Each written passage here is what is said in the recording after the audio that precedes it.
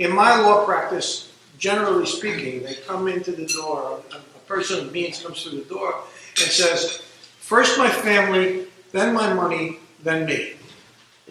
And this process actually combines all three and allows it to take place all at once. So moving on, I have two different schematics because one is a schematic that has the regional center acting as the capital raising entity, and the other is where the business is raising its own capital. EB5 process. This goes to the issue of timeline. Here's another issue. When a business comes in and thinks that it's a faucet that you turn the spigot and close, they're shocked to find out that they're probably going to have to absorb in excess of $100,000 in prep courses if they're starting from zero. And they're probably not going to be able to realize that money, or they may not be able to realize that money for could be 14 or 16 month period of time. Because the Homeland Security is very slow. Nobody can explain to me why it takes so long to review an application, but it does. So,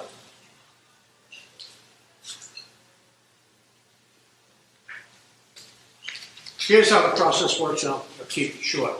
The investor identifies a company that they would like to see their money invested in. And they begin to fill out an application form. In order to become available for conditional residency, the investor's money has to be at risk. At risk means it needs to be out of the control of the investor. So what happens is you set up an escrow account in the capital raising company, and the money goes into the escrow account out of the investor's control. Yes? This money's coming from another country. So is it converted to US dollars at that point? Yes. Yes, the money is coming into the country from someplace else. From Colombia or... wherever. China mostly. And you have to, the government has two interests. The government has an interest in identifying that the investor is a person of good moral character and that the money is not bad money. It needs to be clean money. So you need to be able to identify where the $500,000 plus whatever administrative cost is on top of that, where that money came from.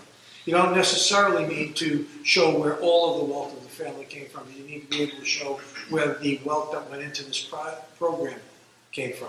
That's the job of the immigration lawyer, to provide that. Yes, Mr. While the money is in the escrow account, but your center is working on a project, could you use that money that is in the escrow account to start building your project or doing whatever project you're running?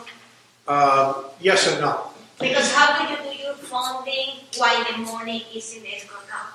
Okay. If a project is attempting to fund its entire life cycle through EB5 funding, it's not going to happen. Okay, it's just not going to happen. You've got to be able to underwrite your lifestyle. You've got to be able to move forward without being dependent upon this. There are a lot of projects that have built into their private placement memorandum a definition of the use of funds.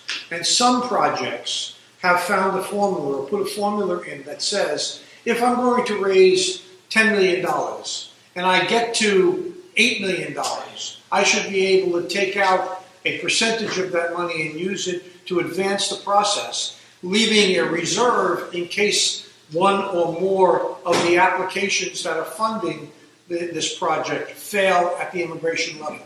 So I'm working with one company, they're restaurants. They built into their thing that they're going to raise $10 million. In order to raise $10 million, they need 20 investors. When they get to like 12 or 14 investors, they have a trigger that allows them to begin to withdraw money, but they must maintain a reserve in case some of the investors fail. Chances are the investors are not going to fail, particularly if they have a good immigration attorney. But one of the things I've learned over the years is until you begin to do the research, sometimes your clients don't even know that they've got a problem that prevents them from being able to become permanent resident of the United States. So there is that possibility, and the investor needs to be assured that their money is going to be returned to them if, for some reason, their application is rejected. But there is a formula in place now that allows access to some of the money, but not all of it.